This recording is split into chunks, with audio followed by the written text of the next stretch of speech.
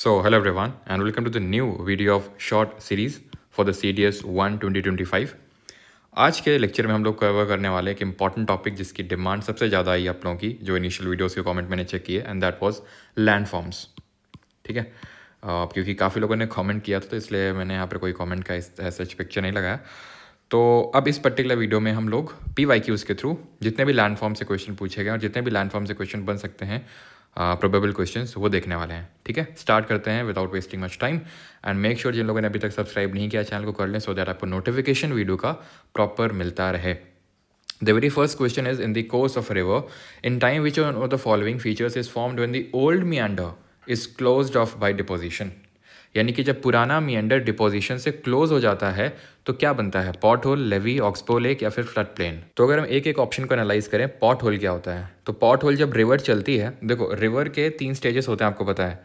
एक तो youth stage होता है, एक मेच्योर स्टेज होता है और एक ओल्ड स्टेज होता है. यूथ स्टेज जब वो निकलती है, जहाँ उसका ओरिजिन होता है माउंटेन से, तो वहाँ पर जब वो निकलती है तो बहुत स्पीड में होती है, बहुत स्पीड में होती है, इसीलिए यूथफुल स्टेज, और वहाँ पर इरोजनल फीचर्स डोमिनेट करते हैं. आई होप ये चीज़ आपको क्लियर होगी कि लैंड फॉर्म्स 2 तरह के होते हैं. एक तो होते हैं इरोजनल, जो चीज़ इरोजन से जो लैंड फॉर्म्स क्रिएट होते हैं, जब रिवर, ग्लेशियर, विंड, कोई भी चीज़ चलती है, मूव करते हैं, तो उसकी काइनेटिक एनर्जी की वजह से जब कोई चीज़ टूटती फूटती है तो इरोजन होता है और उसको हम इरोजन लैंडफॉर्म्स बोलते हैं. देन डिपोजिशन लैंडफॉर्म होते हैं, जो इरोजन हुआ है उसका डिपोजिशन होगा आगे जाके कहीं पे, तो उससे जो क्रिएट होता है that is your deposition landforms. ना पॉट होल क्या है? तो जब रिवर चलती है, यूथफुल स्टेज में होती है, तो वो बहुत क्या करती है, जब अपने रास्ते में ही ऐसे गड्ढे, छोटे छोटे गड्ढे क्रिएट करते चलती, पॉट होल्स बोलते हैं. इसी के भाई होते हैं प्लंज पूल्स. प्लंज पूल्स तब क्रिएट होते हैं जब आपकी वाटरफॉल नीचे गिरती है, तो जो गड्ढा क्रिएट होता है उसको प्लंज पूल बोलते हैं. ठीक है, तो आई होप ये चीज़ आपको क्लियर होगी. नहीं तो मैं आपको समराइज़ करता हूँ. देखो, यूथफुल स्टेज में हमारे ये फीचर्स डोमिनेट करते हैं: V shaped valley, gorgeous, canyons, waterfall. ठीक है, ये सब हमारे डोमिनेट करते हैं. मैच्योर स्टेज में तो यहीं पे आप नोट कर सकते हैं रैपिड भी. ठीक है, रैपिड भी होते हैं यहीं पे आपके. एक सेकेंड, आई थिंक बहुत मोटा चल रहा है ये. रैपिड्स होते हैं. और क्या नोट कर सकते हैं? Pothole, plunge pool, gorgeous canyon तो खैर लिखे ही हुए हैं. और आप वाटर, ये जो रिवर टेरेसेस हैं उसको भी नोट कर सकते हैं, रिवर टेरेसेस. तो ये सब आपके यूथफुल स्टेज में देखने को मिलते हैं और ये इरोजनल होते हैं, यानी टूट फूट के बनते हैं. क्लियर रहती चीज़. एंड अगर बात करें मेच्योर स्टेज की, तो मेच्योर स्टेज में आपको यूजुअली मेंडर्स देखने को मिलते हैं. ओल्ड स्टेज में ऑक्सबो लेक हो गए, डेल्टा जो क्रिएट होता है, एंड फ्लड प्लेन्स, ये होते हैं आपके. बाकी एलुवियल फैन कहाँ देखने को मिलते हैं? तो ये भी यूथफुल स्टेज के आपके डिपोजिशनल लैंडफॉर्म्स हैं. जब रिवर आती है, माउंटेन से नीचे उतरती है, तो पूरा जो एलुवियल सॉइल उसको डिपॉजिट कर देती है, उसको एलुवियल फैन बोलते हैं, जो कि डिपोजिशनल फीचर है, जो कि हमें यूजुअली यूथफुल स्टेज में ही देखने को मिलता है. क्लियर इतनी चीज़. बाकी इरोजनल लैंडफॉर्म में आप देख सकते हैं पॉट होल्स हैं, waterfall, plunge pools and river terraces. ठीक है, और अगर बात करें डिपोजिशन लैंडफॉर्म में, तो आपके फ्लड प्लेन्स, ऑक्सबो लेक जो होते हैं आपके, ये डिपोजिशन और इरोजन दोनों से क्रिएट होते हैं. तो ये चीज़ ध्यान रखिएगा, और इसका सही आंसर भी ऑक्सबो लेक ही होगा. लेवी क्या होता है? तो जब एक रिवर का, एक तरह से हम बोल सकते हैं कि जो नेचुरल जो कोर्स है, रास्ता है, वो बढ़ जाए, चौड़ा हो जाए, वाइड हो जाए. क्यों? क्योंकि उसमें बाढ़ आ चुकी है. जब फ्लड आ जाता है ना, तो उसका जो मुंह है वो चौड़ा हो जाएगा रिवर का, और जब बाढ़ जाएगी तो फिर से वो अपने ओरिजिनल उसी पे आ जाएगी पाथ पे. तो यहाँ पे कुछ डिपोजिशन हुआ होगा सॉइल का, that is called as levee. ठीक है, क्लियर थी चीज़. तो ये आई होप थोड़ा सा आपको क्लियर हुआ होगा. ऑक्सबो लेक और मियांडर क्या होता है? तो मियांडरिंग होता है जब मेच्योर स्टेज में रिवर ऐसे स्नेक की तरह चलती, सांप की तरह चलती है. तो जब स्नेक की तरह वो मूव करती है तो क्या हो जाता है? डिपोजिशन होता है एंड देन इरोजन. जैसे आप ऐसे समझो, ऐसे हो रहा है. ठीक है, मियांडरिंग हो रही है ऐसे करके. अब देखो ये क्या हुआ, ये यहाँ पे मिल गया, तो रिवर अब घूमेगी नहीं, वो सीधे ऐसे चली जाया करेगी. और ये जो पार्ट अलग हुआ, इसी को बोलेंगे ऑक्सबो लेक. जैसे बिहार में आपका है कवर ताल. ठीक है, कवर ताल जो है आपकी, वो आपका एक ऑक्सबो लेक है, और वो इंडिया का ही नहीं, एशिया का भी सबसे बड़ा लार्जेस्ट ऑक्सबो लेक है. कॉमन करके एक क्वेश्चन का आंसर बताइए कि मियांडरिंग अभी हमने देखा मेच्योर स्टेज में देखने को मिलता है हमें, या फिर ओल्ड स्टेज में भी देखने को मिल सकता है. लेकिन और एक चीज़ पहले फैक्ट ये भी याद करना कि जो एंट्रेंच्ड मियांडर होती हैं, एंट्रेंच्ड मियांडर, ये यूथफुल स्टेज में होती है. एंट्रेंच्ड जो मियांडरिंग होती है ये यूथफुल स्टेज में होती है, जो कि हमें उसमें रॉक में देखने को मिलती है. चट्टान में, जब चट्टान में इस तरह से घूमती है नदी, तो उसको हम एंट्रेंच्ड मियांडर बोलते हैं.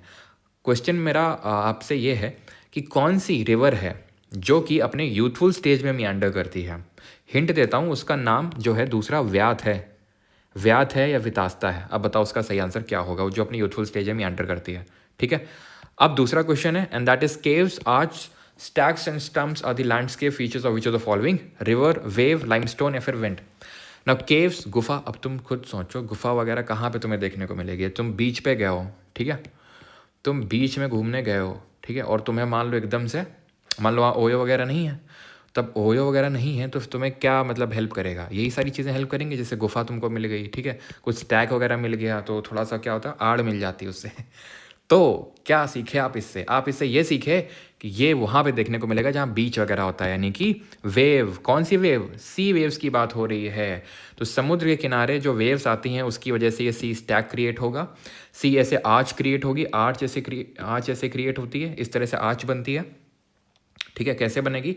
तो जैसे मैंने इसको पूरा फिल अगर मैं कर दूँ, इसको ऐसे ऐसे ऐसे ऐसे ऐसे फिल कर दूँ तो स्टैक बन गया। ठीक है, अब अगर मैं इसी में थोड़ा सा इरोजन करवा दूँ, जैसे कि थोड़ा थोड़ा थोड़ा थोड़ा थोड़ा थोड़ा ऐसे ऐसे करके इरोजन करवा दूँ, क्या बन गया? आर्च बन गया, ये बन गया।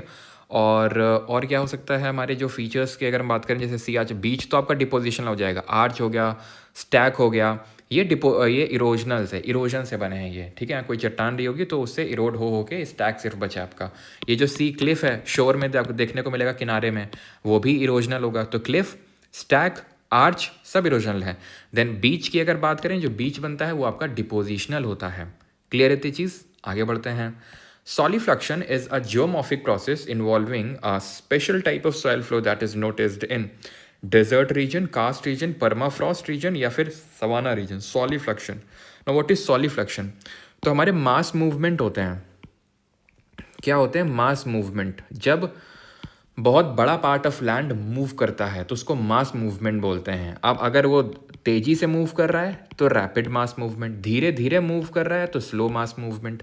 रैपिड में आपका आ जाता है मास मूवमेंट में, जैसे कि अर्थ फ्लो, मड फ्लो, ठीक है, ये आ जाते हैं रैपिड मास मूवमेंट में। स्लो मास मूवमेंट में आपका आ जाता है जैसे कि सॉइल क्रीप कर रही है, रेंग रही है, या फिर सॉलिफ्लेक्शन। अब सॉलिफ्लेक्शन कहाँ होता है? तो सॉलिफ्लेक्शन वहाँ होता है जैसे कि लैंड है, जमीन का टुकड़ा है, और नीचे एक मान लेते हैं बर्फ की लेयर है, ठीक है, फ्रोजन लेयर है वो, और वो पिघल गई, तो उसकी वजह से वो जो पार्ट ऊपर उसके लाई कर रहा है वो क्या हो जाएगा? खिसक जाएगा, उसका धीरे धीरे मूवमेंट हो जाएगा। तो यानी कि हमें परमाफ्रॉस्ट रीजन में देखने को मिलेगा, जहाँ पर बर्फ की एक लेयर अंडर, मतलब जो भी मूवमेंट हो रहा है जिस लेयर का, उसके नीचे आपका एक फ्रोजन लेयर है, तो वहाँ पर सॉलिफ्लेक्शन होता है, जो एक तरह का स्लो मास मूवमेंट होता है। ऑलराइट, अब ये कार्स्ट रीजन लिखा है। कार्स्ट रीजन कौन से रीजन होते हैं? तो ये वो रीजन है जो हमें मेडिटेरेनियन सी के आसपास वाले रीजन में देखने को मिलेंगे, और इनकी वजह से, ठीक है, ये कार्स्ट रीजन में जो टोपोग्राफी क्रिएट होती है उसको हम कार्स्ट टोपोग्राफी बोलते हैं, और ये क्रिएट होती है ग्राउंड वाटर की वजह से। देखो, ग्राउंड वाटर का जो काइनेटिक एनर्जी होता है बहुत कम होता है, यानी बहुत उसका वेलोसिटी कम होता है as compare to be it आपका रिवर ले लो, ठीक है, ग्लेशियर का भी बड़ा धीमे होता है, लेकिन उससे भी मतलब, ठीक है, धीमे होता है उसका, लेकिन उसका जो इन्फ्लुएंस होता है वो बड़ा तगड़ा होता है, क्योंकि ग्लेशियर का मास बहुत ज़्यादा होता है। ग्राउंड वाटर का ना तो बहुत ज़्यादा तेज़ी से मूवमेंट होता है और ना बहुत ज़्यादा मास होता है, तो फिर ये उसी रॉक में हमें देखने को प्रोफाउंडली मिलता है, जो बड़ी सॉफ्ट होती है, सॉफ्ट नेचर की होती है। अब सॉफ्ट नेचर की कौन सी रॉक होती है? तो जैसे लाइमस्टोन होती है सॉफ्ट नेचर की, जैसे कि डोलोमाइट होती है सॉफ्ट नेचर की। और ऐसे नेचर की रॉक इंडिया में कहाँ मिलेगी? इंडिया में आपको साउथ इंडिया में खासकर, हो आ गया, ठीक है, तो ये आपको साउथ इंडिया में खासकर जो ये आंध्रा वाला रीजन है, वहाँ पर आपको एक कास्ट टोपोग्राफी देखने को मिल सकती है। इन इंडिया बात कर रहा हूँ। वैसे तो इस टोपोग्राफी का नाम हम कास्ट टोपोग्राफी इसीलिए बोलते हैं बिकॉज ये हमें कास्ट रीजन में देखने को मिलता है। कास्ट रीजन कहाँ पड़ता है? जैसे अभी मैंने बताया, मेडिटेरेनियन सी का जो आसपास का एरिया, वहाँ पे। अब हम देख लेते हैं कि इसकी वजह से लैंडफॉर्म्स क्या क्या क्रिएट होते हैं। तो पहले इरोजनल वाले देख लें, देन डिपोजिशनल वाले तो बहुत आसान है, ठीक है। तो क्या क्या है? तो ऊ वाला है, डोलाइन है। तो डोलाइन आप देख सकते हैं इस तरह से गड्ढे बन गए। ऊ वाला क्या है? ऊ वाला वो होते हैं जब बहुत सारे जो डोलाइन होते हैं आपस में कनेक्ट हो जाते हैं इस तरह से, ठीक है, तो बहुत बड़ा इस तरह से गड्ढा टाइप बन जाता है, उसको ऊ वाला बोलते हैं, ठीक है, ऊ वाला।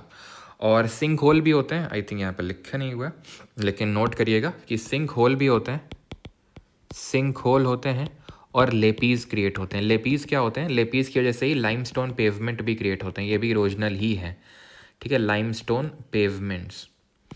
तो जैसे कि होता क्या ना, कि जैसे ये वाली सॉफ्ट रॉक होती है, तो ऊपर जैसे कि सॉफ्ट रॉक है इस तरह से पूरी, ठीक है। अब ग्राउंड वाटर की वजह से क्या होगा ना, ये इस तरह से ऐसे ऐसे ऐसे अड्डी टाइप क्रिएट हो जाएंगी, खड्डी खड्डी खड्डी जो भी बोलो, ठीक है, हमारे अड्डी बोलते हैं इसको। तो इस तरह की क्रिएट हो जाएंगी, इसको बोलेंगे एक एक को लेपी, और पूरा इस तरह से काइंड ऑफ लैंडस्केप क्रिएट हो जाएगा। तो उसको लाइमस्टोन पेवमेंट बोलेंगे। लाइमस्टोन का पूरा पेवमेंट बन गया वो, ठीक। डिपोजिशन तो बहुत आसान है। अब खुद सोचो, जो चीज़ यहाँ से इरोड होके जाएगी, अंदर अंदर अंदर अंदर गुफा में पहुँचेगी, ठीक है, अंदर अंदर अंदर पहुँचेगी, फिर क्या है, टिप टिप बरसेगा पानी, ठीक है। कहाँ पे, जैसे अंदर है ये, अब कहाँ के बता दें आपको, चलो यहीं बताते हैं, ठीक है, थोड़ा सा प्रयास करिएगा। जैसे कि ये अंदर पहुँचा, ठीक है, अंदर गड्ढा करके पहुँचा, तो टिप टिप टिप टिप ऐसे गिरेगा, ठीक है, टिप टिप गिरेगा, तो ऐसे यहाँ पे जम ऐसे मतलब डिपॉजिट हो जाएगा, टिप टिप गिर के, ठीक है, गिर के। कुछ है कि गिर नहीं पाएगा बेचारा, लटक जाएगा सीलिंग से, लटक जाएगा सीलिंग से, लटक जाएगा सीलिंग से, ठीक है, ऐसे लटक जाएगा। और कुछ लटक के से मिल जाएगा, बोलेगा आओ हाथ मिला लें। तो ये बस बन गया क्या, ये है आपका स्टैलेगमाइट, स्टैलेगमाइट, ठीक है। और ये स्टैलेगटाइट, याद कैसे रखोगे, ऊपर है ना, तो टाइटली पकड़ना पड़ेगा, बिकॉज ग्रेविटी का भी उसको इन्फ्लुएंस लग रहा है, स्टैलेगटाइट, क्योंकि उसको ग्रेविटी का इन्फ्लुएंस लग रहा है, तो इस वजह से उसको टाइटली पकड़ना पड़ेगा, नहीं तो गिर जाएगा। तो स्टैलेगटाइट होगा ये, और ये दोनों आपस में मिल गए तो क्या बना दिया, खंभा बना दिया, पिलर, इसको बोलते हैं पिलर। याद रहेगा, sinkhole, lapies, limestone pavement, doline, uvala, ये सब क्या है, इरोजनल, स्टैलेक्टाइट, माइट, पिलर, ये है डिपोजिशनल। याद हो गया। आगे बढ़ते हैं। The following statement about drumlin is correct. Drumlin के बारे में कौन सा सही है? It is a streamlined hill moulded in glacial rift in the tail plains. It is a city in central Europe. It is a river. It is a narrow belt in the Tibet. बहुत आसान है अगर थोड़ा सा भी आपको पता है ड्रमलिन के बारे में, कि ड्रमलिन एक आपका फीचर है किसका, ग्लेशियर लैंडफॉर्म का। ग्लेशियर भी हमारे धीरे धीरे चलते हैं और बहुत प्रोफाउंड इन्फ्लुएंस देके जाते हैं। तो पहले हम इरोजनल वाले पढ़ते हैं। तो होता क्या है ना, कि जहाँ से ग्लेशियर शुरू करते हैं, जहाँ से ग्लेशियर चलना शुरू करते हैं, तो वहाँ पे ऐसे सर्क क्रिएट कर देते हैं। दिख रहा है आपको, ऐसे ऐसे ऐसे ऐसे ऐसे दिख रहा है आपको, आर्च टाइप दिख रहा है, that is called a cirque, right. और ये अड्डी टाइप क्रिएट हो जाएंगी, ठीक है, अड्डी अड्डी अड्डी, ठीक है। तो अड्डी के टिप को बोलते हैं हॉर्न, और अड्डियों को बोलते हैं सिरेटेड रिजेस या अरीट्स, अरीट, और ध्यान रखना सिरेटेड रिज बोलते हैं, अरीट और सिरेटेड रिज। हॉर्न याद हो गया, सर्क याद हो गया, सरक सरक के सर्क बन गया। देन यहाँ से ग्लेशियर्स आएंगे, गिर जाएंगे, ग्लेशियर आएगा, गिर जाएगा, ग्लेशियर आएंगे, छोटे छोटे गिर जाएंगे, और कहाँ गिरेंगे, मेन वैली में, जो कैसी शेप की है, यू शेप्ड वैली है। ये लटक रही हैं, लटकती हुई नहीं तुमको लग रही, लटक रही हो, जैसे हैंगिंग वैली हो जाएंगी ये, याद हो जाएगा। टान क्या है, एक तरह का लेक है, जो यहीं छुटकू सा लेक क्रिएट हो जाएगा। इसको तो बेचारे को ग्लेशियर जाने का मौका नहीं मिलेगा, बस यहीं पे पड़ा पिघल जाएगा और बन जाएगा क्या, लेक बन जाएगा। टान लेक बोलते हैं इसको, याद रहेगा, ठीक है। और ये तो हो गया हमारा इरोजन हो रहा है अभी। अब डिपोजिशन करवा देते हैं। तो यहीं पे नीचे जब ये चल रहा होगा ग्लेशियर, तो नीचे डिपॉजिट भी होता चलेगा। डिपॉजिट होगा तो क्या क्या बनेगा, डिपॉजिट होगा तो आपका रिस कर एस्कर बनेगा, रिस कर एस्कर बनेगा। Esker, drumlin, moraine. और अगर ना याद हो रहा हो तो ऐसे याद कर लो कि जो मोरैना के लोग हैं, ठीक है, मोरैना आपको पता होगा, अपने से कुछ लोग होंगे भी शायद, है ना, यूपी में जगह पड़ती है, तो मोरैना के लोग इश्क में ड्रम बजा रहे हैं, ऐसे करके याद कर सकते हो। और जॉर्ड भी होता है, जॉर्ड, ठीक है, FJORD। ये क्या होते हैं जॉर्ड? ये आपको समुद्र के पास देखने को मिलेंगे, ठीक है, कहाँ पे, नियर टू सी, समुद्र के पास देखने को मिलेंगे। और ये ग्लेशियल ही एक तरह के लैंडफॉर्म होते हैं जो सी के पास देखने को मिलते हैं, काइंड ऑफ लेक टाइप ही होते हैं, वाटर बॉडी होते हैं ये, ठीक है। तो ये याद हो गया हमें। तो ये बहुत आसान हो गया। अभी क्या आंसर हो जाएगा, ऑप्शन नंबर ए, ठीक है, ग्लेशियर से एक ही ऑप्शन रिलेटेड है आपका। Now which of the following landforms is or are found by the wind erosion. अब बात आती है विंड इरोजन, यानी कि विंड के द्वारा जो क्रिएट किए गए लैंडफॉर्म, इनको बोलते हैं एओलियन लैंडफॉर्म, ठीक है, एओलियन लैंडफॉर्म्स बोलते हैं। सरक सरक के तो ग्लेशियर बन गया था, स्टैक बन गया था, उससे हमने देखा था इस तरह से स्टैक बनाया था, फिर इसका इरोजन करके आर्च बनाया था, सी क्लिफ बनाई थी, ज़्यूगन स्टैक एंड, भाई स्टैक तो यार है ही नहीं विंड का, स्टैक तो उसका है वेव्स का। आंसर क्या हुआ, आंसर हुआ ज़्यूगन। ज़्यूगन क्या होता है, ज़्यूगन होता है टेबल की तरह, ये टेबल लैंड होता है, टेबल की तरह, जैसे हमारी घर की टेबल होती है ऐसे करके, ठीक है, तो ऐसे करके टेबल लैंड होता है, उसको ज़्यूगन बोलते हैं। पिंगो क्या होता है, pingos are associated with which of the following process, glacial, periglacial, aeolian या फिर फ्लूवियल। पिंगो, तो पिंगो ना तो भैया फ्लूवियल है, ना तो विंड के द्वारा, ना तो ग्लेशियर, पेरीग्लेशियल होते हैं ये। पेरीग्लेशियल का मतलब क्या है, तो पेरीग्लेशियल का मतलब है डिसकॉन्टिन्यूअस परमाफ्रॉस्ट।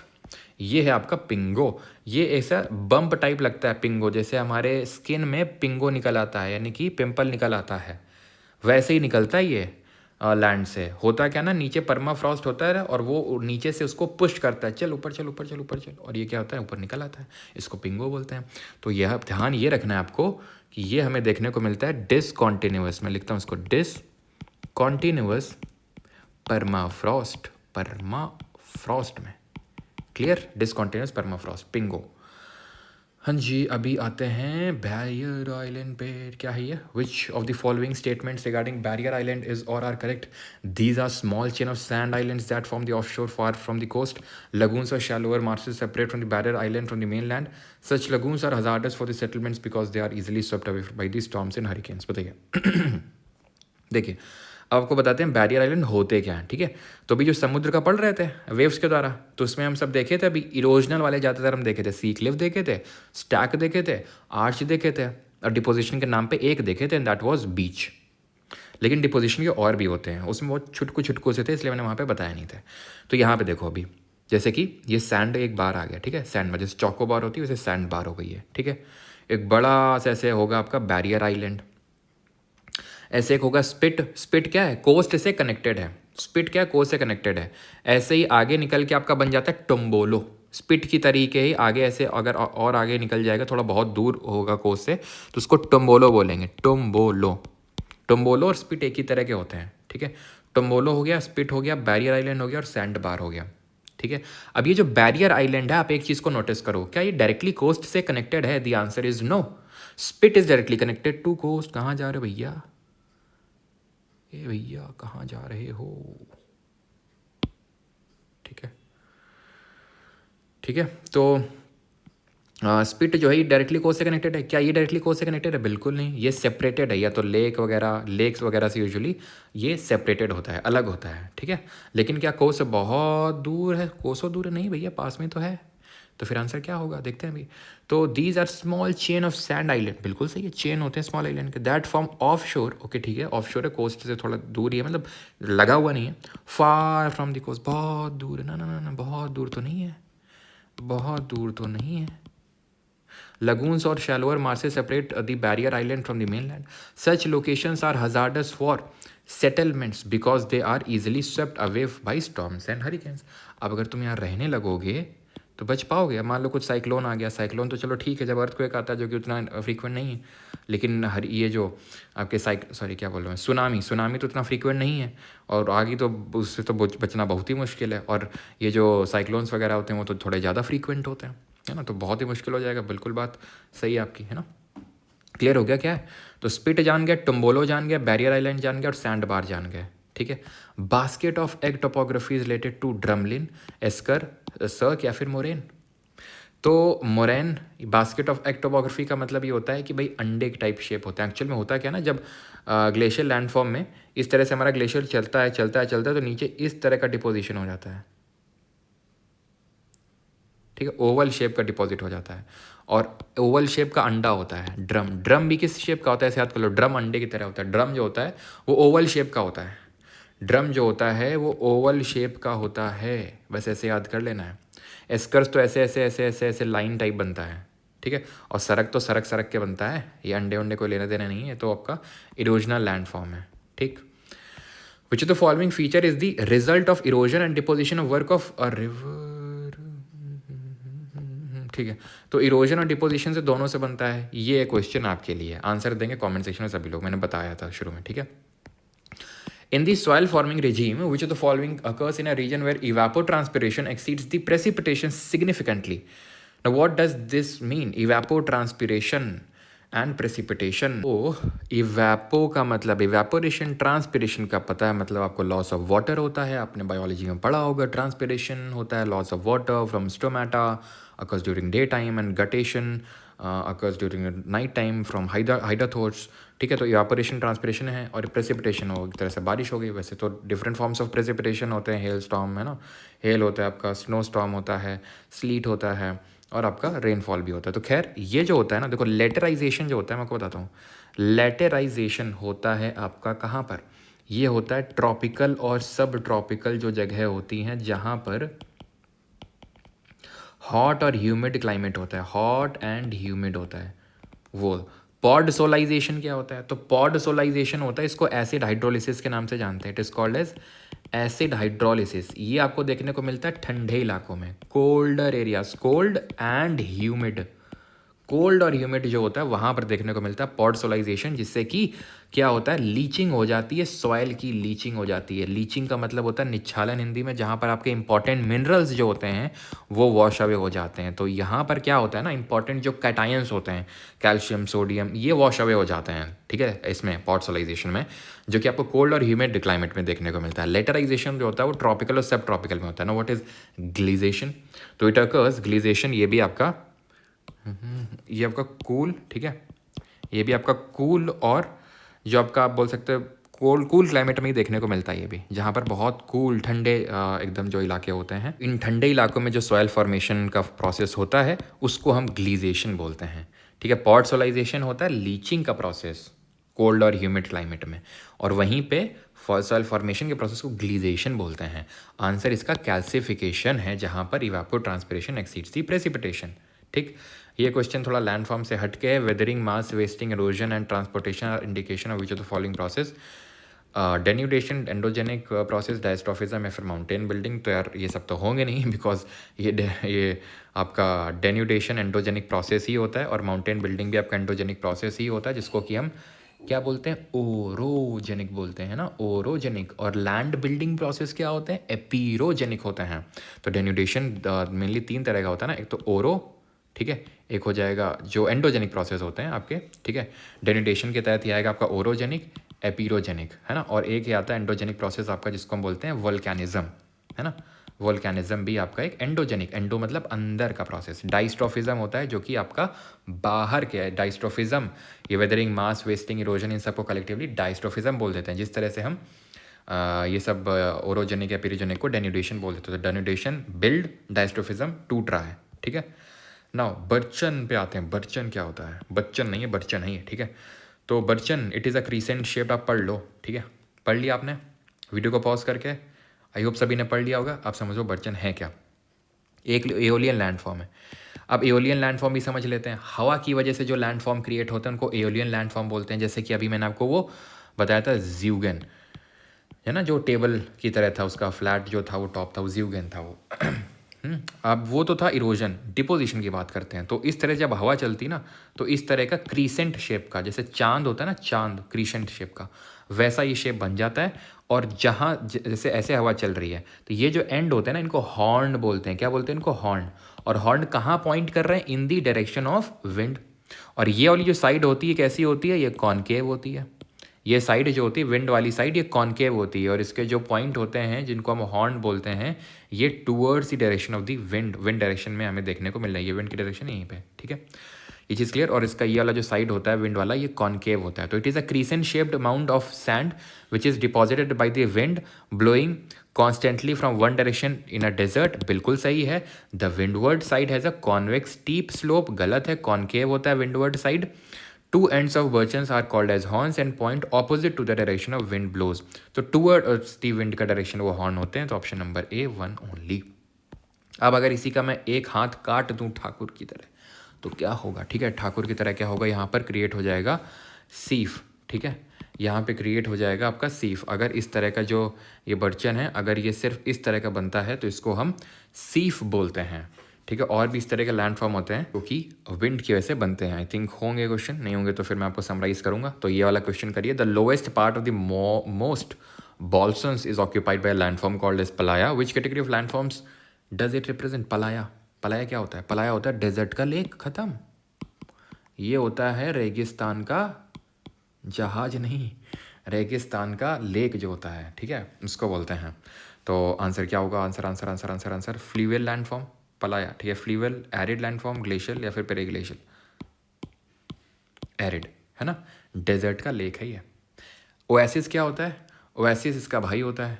ओएसिस, ओएसिस होता है आपका डेजर्ट में जहाँ पर फर्टाइल लैंड हो, थोड़ा सा क्या पानी वानी का सोर्स मिल। एक सेकंड कंफ्यूज मत करना बेटा।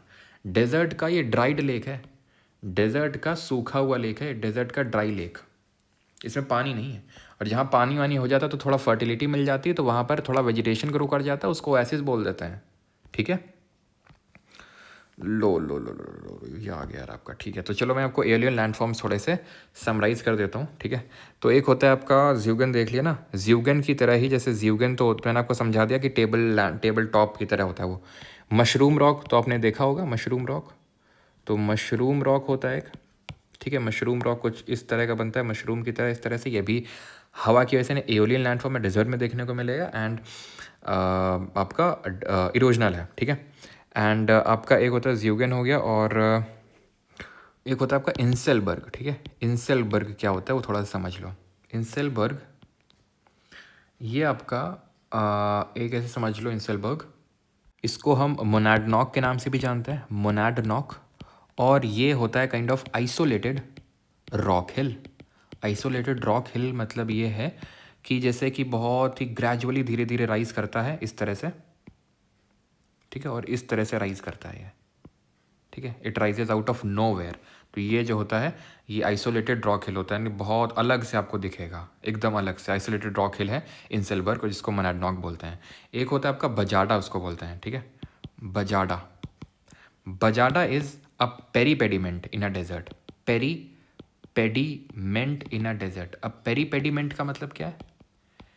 तो जब डेजर्ट में कोई ऐसी छोटी छोटी, जैसे हमारी नहीं लूनी जैसी नदियाँ बहती हैं राजस्थान में, तो वो जो एलुवियल फ़ैन बनाती हैं ना, वो जो एलुवियल फ़ैन बनाती हैं, तो बहुत सारे जब एलुवियल फ़ैन आपस में मिल जाते हैं छोटे छोटे, तो वो बजाडा बन जाता है। तो पेरीपेडिमेंट। पेनी प्लेन, ध्यान रखना एक चीज़ तुम, जो पेनी प्लेन होता है, पेनी प्लेन ये पानी की वजह से बनता है, रिवर का लैंडफॉर्म है। लेकिन अगर पेडी प्लेन पूछ लेगा तो वो विंड का लैंडफॉर्म है, पेडी प्लेन। ठीक है, ध्यान रहेगा इतना। तो ये है हमारे उसके सारे क्वेश्चंस। बाकी ये तो डोमिंगो पीस से मुझे पिंगो क्यों याद आ रहा है। ठीक है, तो चलो भाई, ये लैंडफॉर्म वाला भी खत्म होता है टॉपिक। अगला वीडियो किस टॉपिक पे होना चाहिए कमेंट करके बताइएगा, और लाइक वाइक कर दिया करो भैया अगर अच्छा लगता है तो। और कुछ डाउट वगैरह है तो कमेंट सेक्शन में आप पूछ सकते हैं। बाकी थैंक यू।